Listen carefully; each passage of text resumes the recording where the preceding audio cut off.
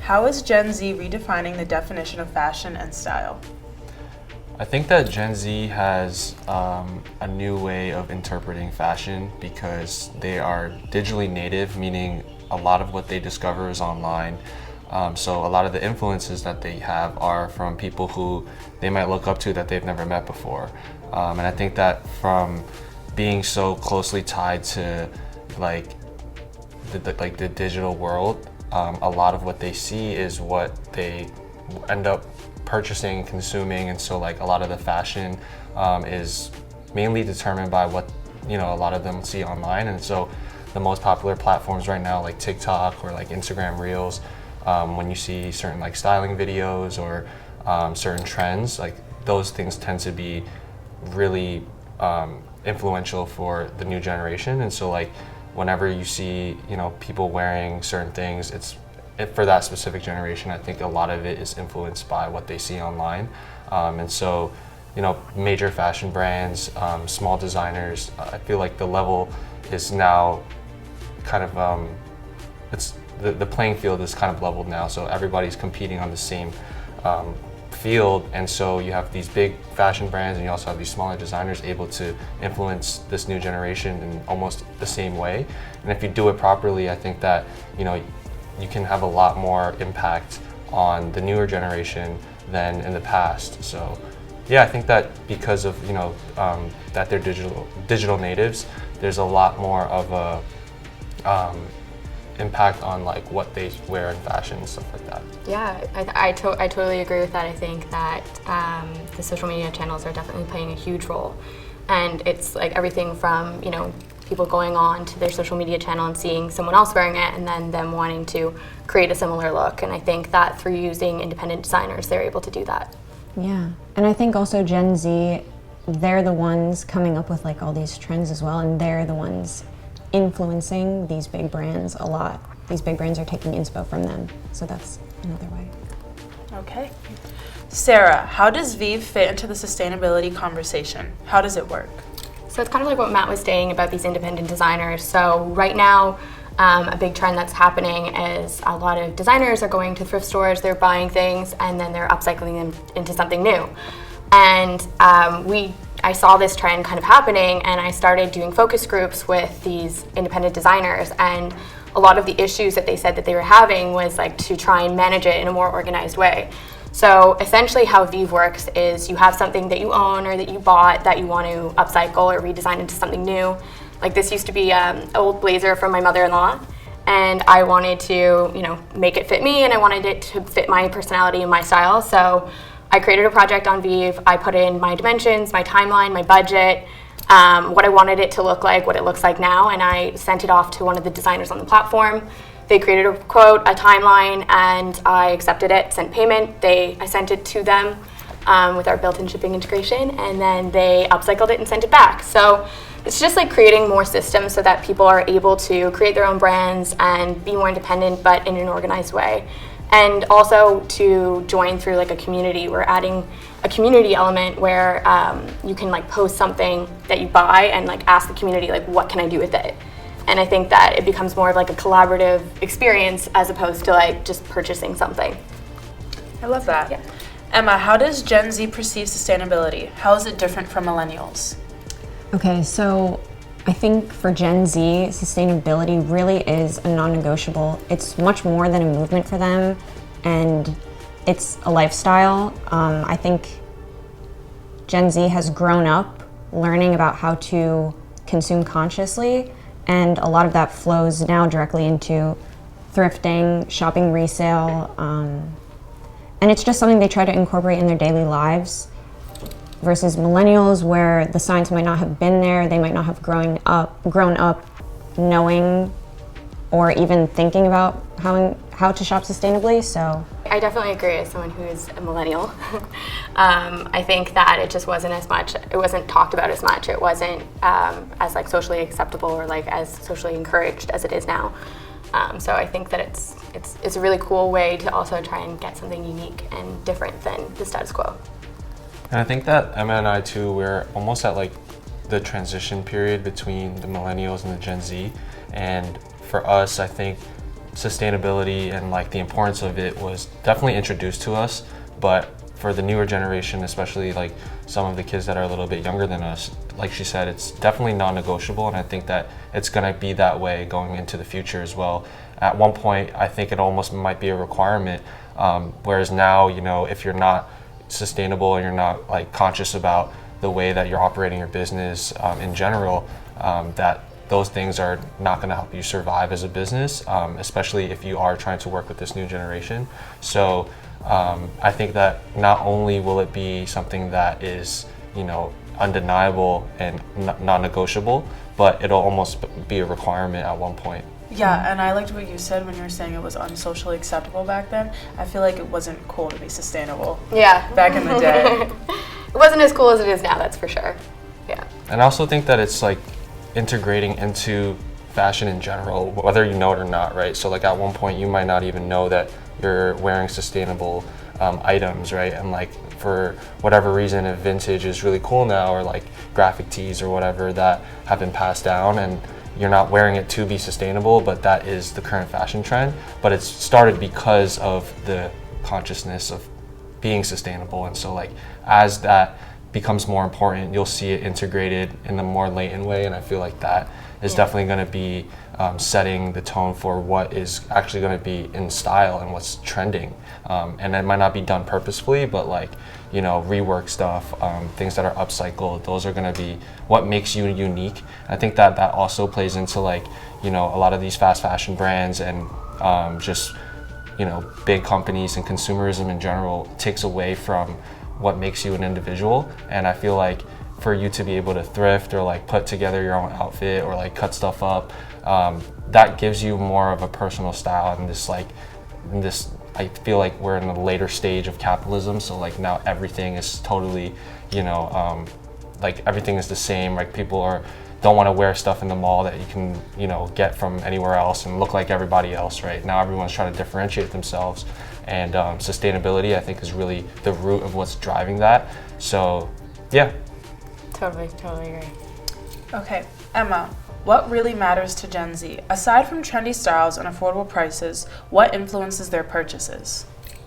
Yeah, I'm going to touch on what Matt was just saying. I think when it comes to Gen Z making a purchase, they look a lot at the companies they're buying from and their values. So companies that have a focus on sustainability, maybe upcycling fabric, platforms like Vive, they want to do business with companies that care. So I think that has a lot to do with it.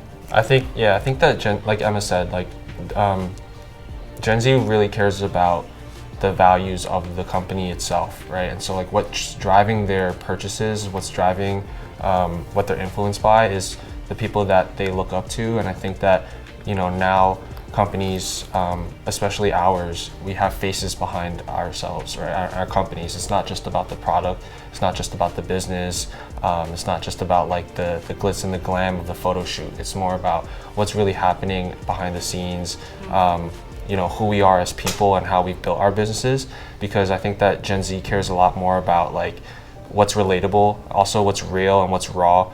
They've been fed a lot of, you know, Instagram filtered images, right, as they were growing up. And so now that they're coming into themselves and they're getting older and they're going to come into more influence, they want to be like people that, you know, they can see themselves as, right? And so a lot of these unrealistic expectations of like, you know, the picture perfect Instagram feed, I don't think will really be as prominent anymore, right? It'll be a thing of the past. And so like what's really going to drive them are things that, you know, they care about and what their values are. And if you as a business is reflected that, then that'll definitely influence them and their loyalty, right? So like a lot of times it's very difficult for other businesses and companies to speak to Gen Z because they're not really aligned with their values, right? They're strictly just trying to target them and market to them. But for us, we are doing it authentically because we really experience it every day. Not only are we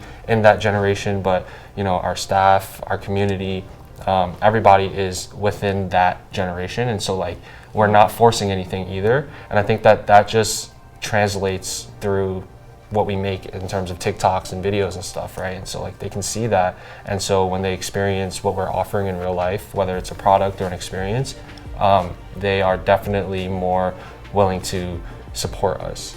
Yeah, and I think like a lot of Gen Z are also onto like the whole greenwashing thing and people saying that it's sustainable and it's really not, you know, like, yeah, this is a sustainable material, but it's, you know, still using tons of energy and tons of, you know, water and all these other things, as opposed to just like taking a step back and like looking inside of our own closets and seeing like how we can reduce there. And I think that that's going to be, I think that that's a huge growing trend already with Gen Z, and I think that that we're going to see more of that.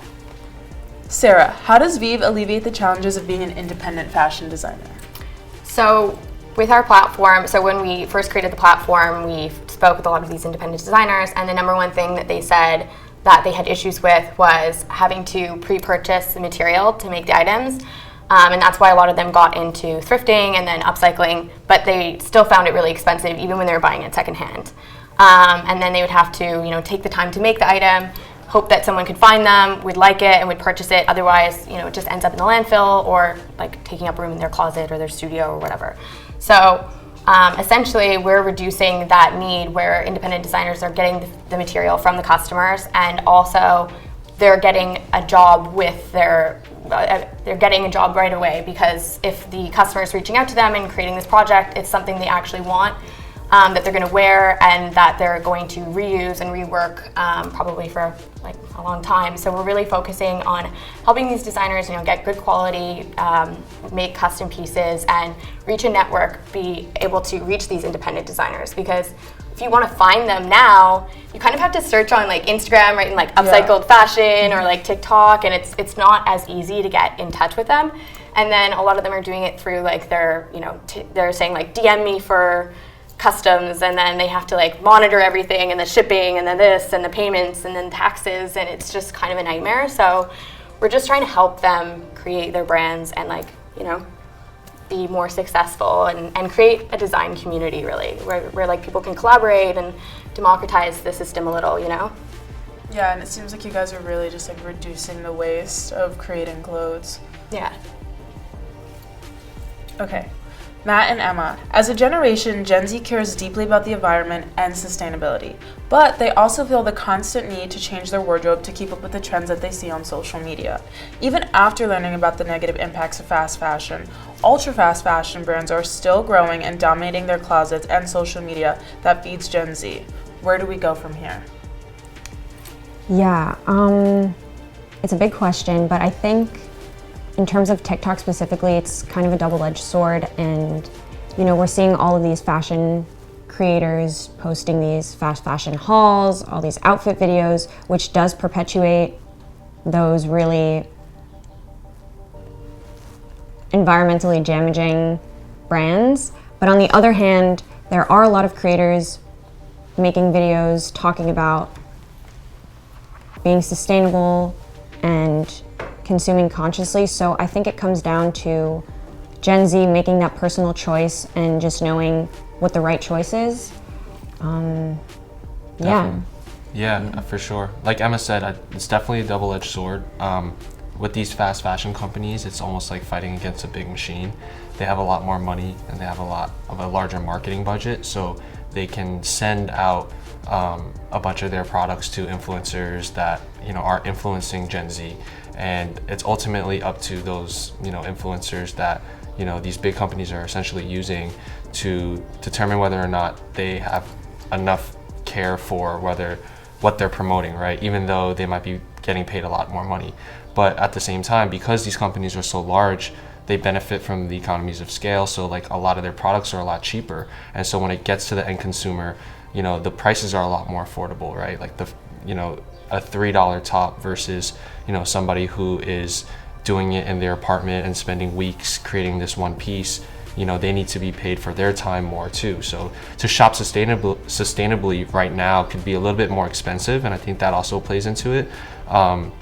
But these fast fashion companies and these big companies, they're also really smart because they have teams that are studying what's trending, and then they can immediately churn out something that looks exactly like what is sustainable, right? So like what's so funny is like you go into the mall now and you can go into a store and what was, when Emma and I were doing vintage, Emma was doing it much longer, but now you're seeing like these fake vintage t-shirts that are like purposely faded, but they're not actually vintage. They're mass produced. And so, it's gonna be difficult to fight back against them, but ultimately, like I said before, to reach Gen Z, you also need to be Gen Z in a way. And so when these large companies are working with these Gen Z influencers to promote their products, it ultimately comes down to people like us to determine whether or not we would like to promote that or not. And I think that as time goes on, I think it'll slowly get phased out. But still, it's like any big business, it's very difficult as a small guy to kind of fight back against this larger machine. So. And I also think that it's just perpetuated by this need to constantly have something new to wear for social media. And so I think that if we can, convince people to flip it and be able to wear, take one shirt that you're buying and flip it into a million different pieces, then it's kind of like solving that issue of you're not wearing the same thing constantly, but you're wearing something new, but you're doing it in a more sustainable way. And I think that comes down to the materials that you're buying, because when you're buying crap, you can't really redo it or rework it because it's going to fall apart. So I think that we need to think about that when we buy the material or when we buy something, and if it's vintage or if it's resale, looking at the quality of the material and how long can it last and how can we reuse it over and over again over time. I think that would help. Definitely. I also think that it's interesting right now too, because a lot of Gen Z is focused on kind of putting value to clothing and fashion as if they were hard assets, for example, like sneakers. So, even though the material itself, they're all the same, through the brand and through the sneaker trade, for example, when you're buying and selling sneakers, sometimes people want brand new shoes, but then they're also buying used shoes from people. And that's how, we started our business. When we were younger, we couldn't afford to buy the brand new Jordans, right? So we were meeting up and buying and selling, wearing other people's shoes. And I remember my parents thought it was crazy because I was wearing somebody's dirty shoes.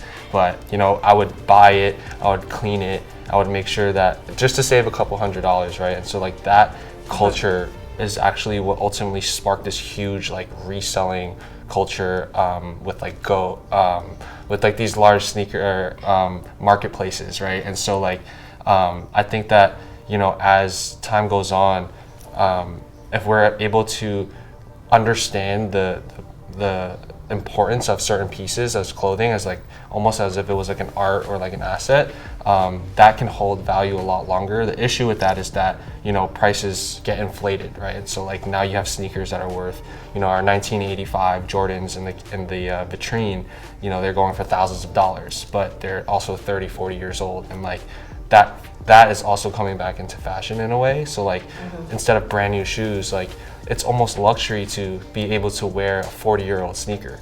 And I think that's really cool too. That in a way is sustainable, and I think that on the men's side of fashion, you're seeing a lot of that. Yeah, definitely. Sarah, like many solutions, Vive is dependent on customer participation. How do we empower consumers to participate in circular systems and perhaps, more importantly, use clothing responsibly? So I think it's more about changing the narrative and not pushing the sustainability down people's throat. And I think that that's something cool that you guys both do. I don't even hear you guys talk about it too much, but it's embedded in what you do. And it's just that it happens to be sustainable, but it's just what people like, and you're actually just pushing creativity and you're pushing uniqueness. And I think that that's what we're trying to do as well. And just it's not about yes, it happens to be sustainable, and that's amazing, and I think that we definitely need to push that narrative, but it also has to work for the end consumer. What are we adding? And I think that what we're adding is an experience, we're adding a community, we're adding customization, we're adding, like you said, building these pieces that no one else has. And I think that that's really important to not only just the new generation, but to every generation. I think that everyone wants to have something that's different, that's their own. For sure. And I think that Vive is really cool too, because I think now as we're moving forward, a lot of these large gatekeepers in these industries, in media or even in fashion, for example, they're no longer as needed, right? Like in the past, when you wanted to do a commercial, you'd have to go through television networks and things like that. Now you can just take your phone and you can go viral overnight. Yeah. So now when you want to make clothes or be sustainable or upcycle, instead of having to go through, let's say a big factory, for example, now we can work with our community through the platform, and there aren't as many intermediaries and gatekeepers to actually be able to do all these things. Yeah. And I feel like in the past, with almost every industry, you have these super large players, and in general across all industries, I think what's happening is everything's being democratized. So you guys, with the advent of tech, being able to connect people on a singular platform, and then also being able to show people that they can connect to each other through technology, right? Instead of like actually embracing it versus being like, this is ruining everything, and we're not following the traditional route of making clothes anymore, right? Yeah. That's all going to change, and like with tools like vive, you're only going to see more of these things. Yeah, and I think when you looked at like Uber and how it started, and it gave an opportunity for these drivers to kind of take back their schedule and their timing and how much they make and what they're producing and be their own boss. And I think that that's kind of what we're trying to do, but for the fashion industry. So literally anyone in the world can create a profile, and it's all based on a review system. So you could have that worker in a foreign country that can now, the barrier to entry into this industry is a lot lower because they don't have to pre-purchase this material or take the time, and they're connected with a community that's interested in getting these pieces. And I think that that's our ultimate goal, is for people to have more say in what they're, in their lives. For sure. And I think that vive also benefits from the network effect, right? As one person, you're not only able to be a seller of fabrics or items like that, but you can also be the one that's purchasing them and ending up being the designer. The same way with Uber, you can be the person that ends up driving people, but you can also use it as a user and actually be able to use the app itself to go places or whatever, right? So with this, for every user that's joining the platform, it grows exponentially. Yeah, definitely. It's definitely a community effect, which we love. I think it's really exciting. Mm-hmm. Matt, how can emerging designers use social media to drive their brands? I think that emerging designers should definitely show their process. I think that, we have a lot of emerging designers come here and ask us the same exact question. And I think that what's helped us is, being real and being raw, and knowing that Gen Z cares a lot more about, relatability and rawness and authenticity. Showing them how you even source your fabric, and how the process in when you're sewing, and then how you actually sell the product, right? Are you, most emerging designers, they don't have a lot of capital for their collections, right? And so how to market it, they are normally on the ground, right? And so if you're going to the street, let's say you're in New York and you're selling, clothes at Washington Square Park, for example, or Hester Street, where we started, showing the process, showing the customers that are looking at your items, showing you sewing your stuff in the apartment, for example. That's something that really is taking off right now, and I think that just adds to the fact that everybody wants to be able to see what's behind the brand versus just the product itself, right? So emerging designers should definitely use TikTok. I mean, at this point it's a no-brainer, right? Because that is where Gen Z lives, but at the same time, that app is specifically useful for reaching people that don't already follow you. So on Instagram, it's a lot of people that have discovered you, and then they're keeping up with what you're putting out. On TikTok, that's reaching a whole new audience, right? And so if you're an emerging designer, you should definitely take advantage of those tools, just because, like I said, in the past, you would have to pay a lot of money to get it to the right eyes, to get it to the right audience. And now you have something where if you have a good idea and you have a phone, your life could change overnight, Yeah, I fully agree with that. I think a lot of it is about showing your process, not gatekeeping, because I feel like that's kind of a thing of the past. Everyone now is sharing all their knowledge, which I think is a benefit to everyone in the end. And also just trying to foster that community you have, whether it's going live and talking to the small amount of followers you do have that will grow over time if you're consistent with that, engaging with them, doing polls even on Instagram. Any sort of interaction where you're including your community will also help you grow. And I think, like, I mean, we've seen it with some of the designers that we've worked with, and even the one who made this jacket for me. He's a 17-year-old kid who was self-taught. He's actually applying to design school right now. He's got like 40,000 followers on TikTok, and that's where he's grown his entire business. Like, he gets custom orders all the time, and we've been learning a lot from him, like in terms of like what's needed for these independent designers. And it's just really interesting to see how he's built this career just through TikTok. Yeah. We see it a lot with these independent designers. So Yeah, one cool thing about TikTok and Gen Z is, like you said, you could be any age, like 13, 14, whatever, and literally start your whole brand and then sell it on TikTok, and all of a sudden you're like multi-millionaire by the age of like 16. Yeah. Which is awesome. I think what's also important is that they're using these platforms and helping people discover them digitally, but then also providing something like in real life as an experience, right? So like, you know, we've seen a lot of these micro influencers blow up overnight, and so you can go from 0 followers to having 10,000 followers, right?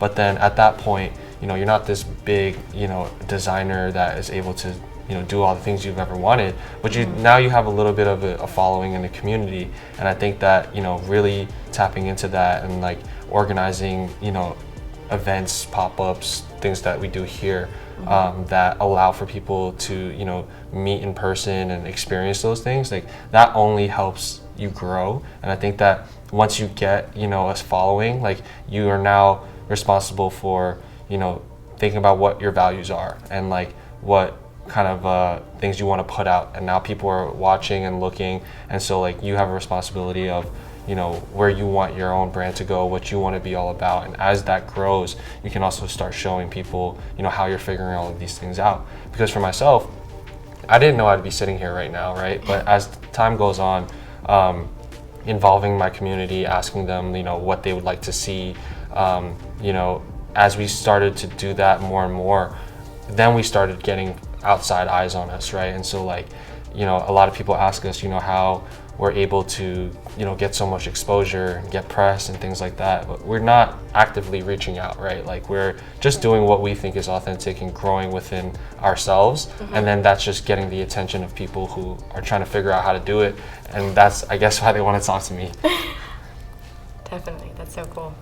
So through currently on TikTok and sustainable fashion and the way Gen Z consumes it, and especially with independent designers, how do you think this is going to affect the high fashion industry in like 5 years from now? Like, do you think we're going to be seeing 14-year-old kids like infiltrating like this high fashion industry? So we've actually been talking to some of the bigger fashion houses, and they're actually really excited about it because they see it as an opportunity to learn and collaborate with these independent designers and to help them grow and help, you know, build them out. And also they see it as a way for them to, you know, offshoot some of their dead stock and maybe do cross collaborations. And there's a lot of ideas that are being thrown out right now, but they don't, like, from what I've gathered, they don't really see it as a threat. They see it as an opportunity to learn more about what Gen Z wants, how they can create styles that are important to them, and how they can work together to, you know, be more sustainable and more creative. Wow, I love that. Yeah.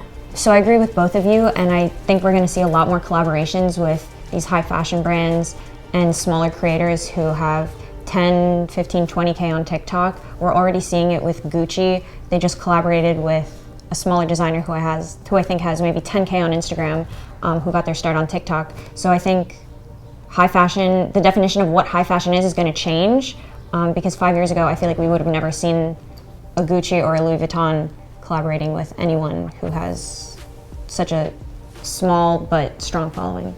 Yeah.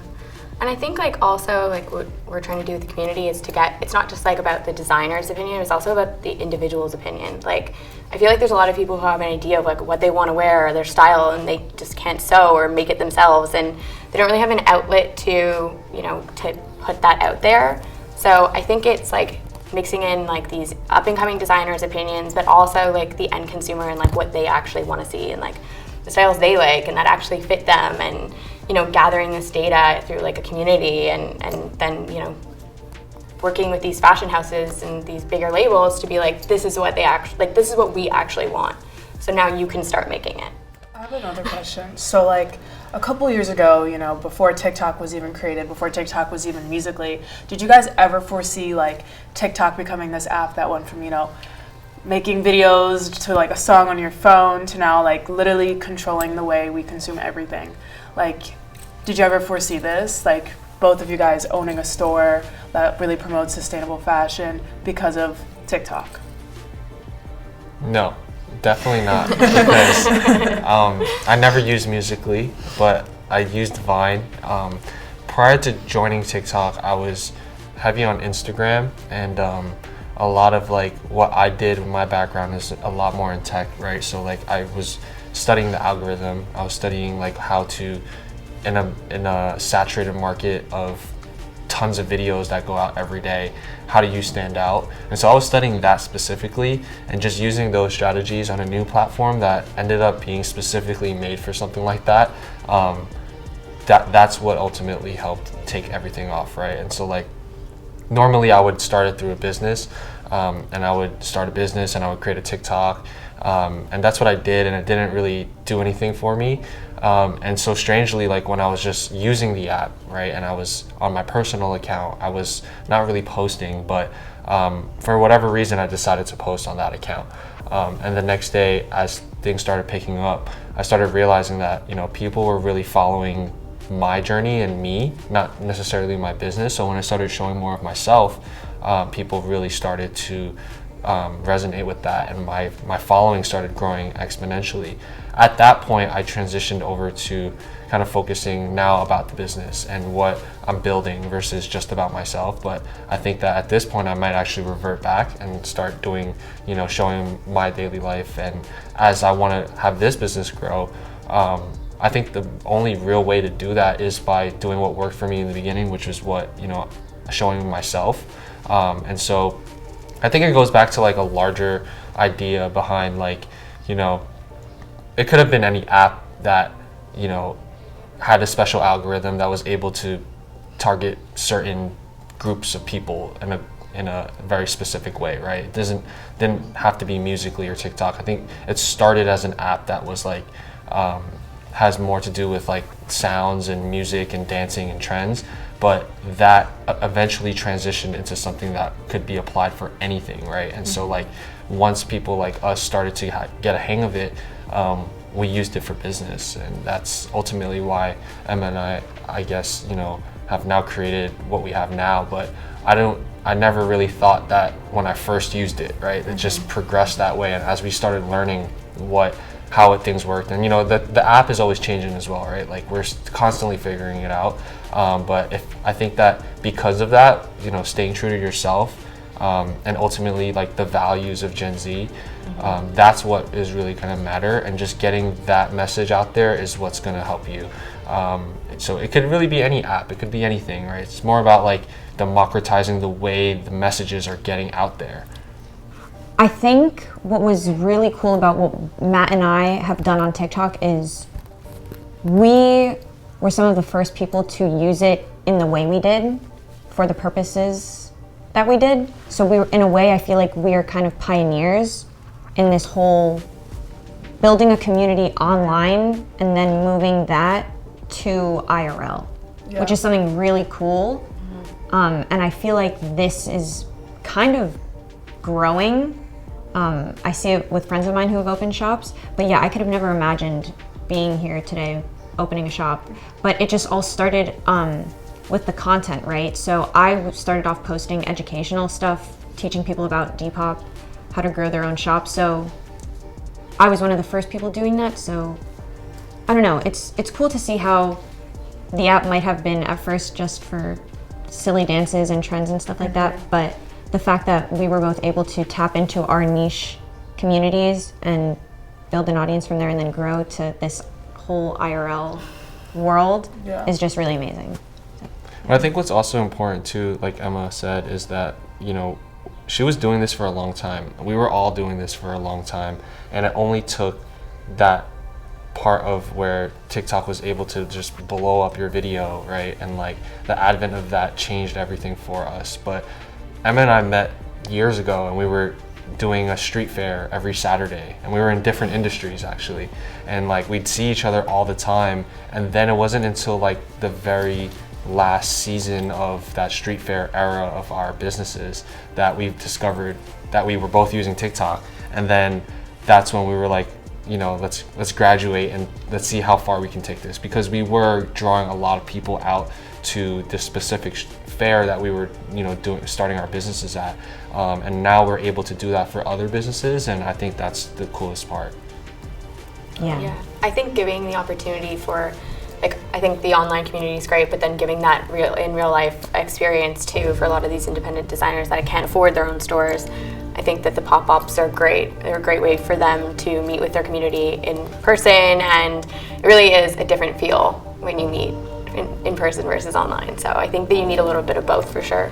All right, so that's all the questions we have for today. Thank you, Sarah. Thank you, Matt. Thank you, Emma. Thank you, Sustainable Fashion Forum and Team Vogue. Thank you, Yasmin. Thank you. Thank you.